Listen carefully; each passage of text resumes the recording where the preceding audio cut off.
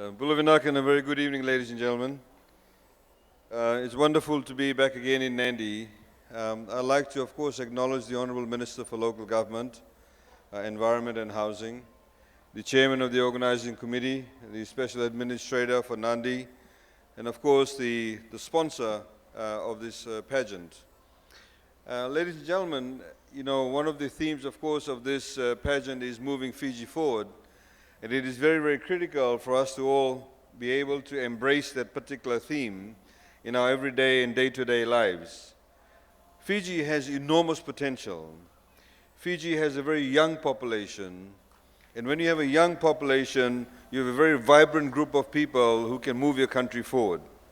And it is based on this particular belief and factual evidence that we have a very young population that we need to be able to be focused on the future. We have, of course, had our own history. We've had our trials and tribulations, but we have, under our new constitution, we have had under the current economic growth, the way the government is moving, the way the country is moving, the way that we are moving forward, ladies and gentlemen. If we all embrace that particular theme in our day-to-day lives, Fiji will be a fantastic place to live in. And I'd like to thank the Minister for ensuring that we had this particular theme, because it is very, very critical. If you look at all countries throughout the world, whether you look at Australia, New Zealand, USA, UK, Britain, wherever it is, all of these countries had become very strong or have become very strong because they people all got together and always said, let's put our country first.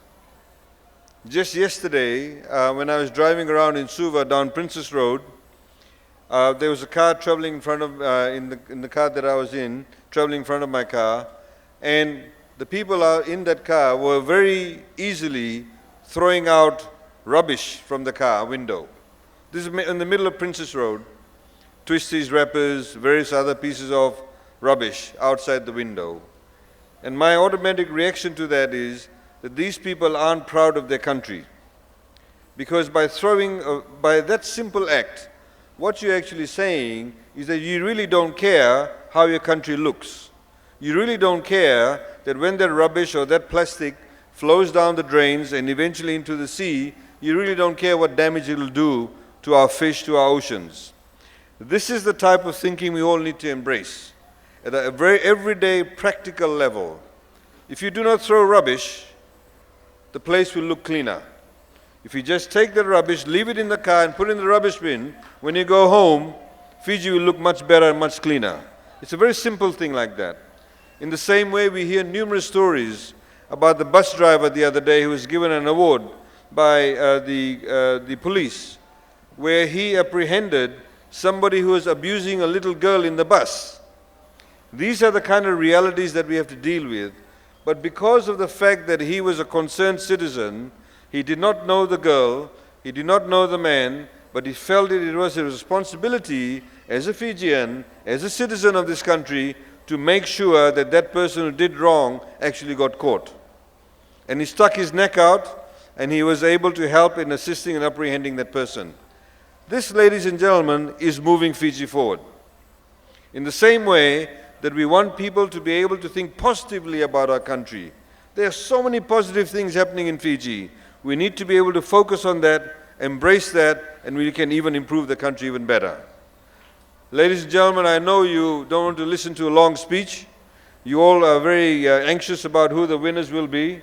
I've always admired ladies who are able to showcase themselves in these types of pageants, because I think we tend to forget it's actually very difficult to walk up and down the stage and have thousands of people looking at you. And it is not a very easy thing. And of course, many of these ladies, or all of them, have been respective winners in the individual queen competitions wherever they've been held throughout Fiji. They've been through the throes, and again they've been, demonstrating their skills, their ability to speak, dance, talk in front of everybody for the past few days, and they've done an amazing job. And I'm sure you all agree with that. Please put your hands together for all of them.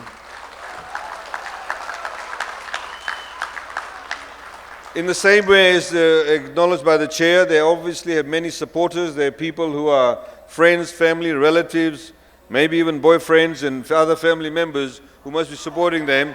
And I'm sure they all hear, some of them of course. are getting quite excited. Let's put our hands together for all of them too. And finally, ladies and gentlemen, I'd like to acknowledge the fact, and I think it is a very, very big deal that we are having this pageant here, but as acknowledged by the chair, for many years we've been talking about how Fiji was represented only, and let's call a spade, whoever won Miss Hibiscus, and all the other contestants from all the other parts did not get to participate. So this is a very transparent manner, a very equal manner in which all of them are participating, where they're all able to compete between themselves, and indeed I'm sure they've been able to enrich themselves by being together on the same platform as the others.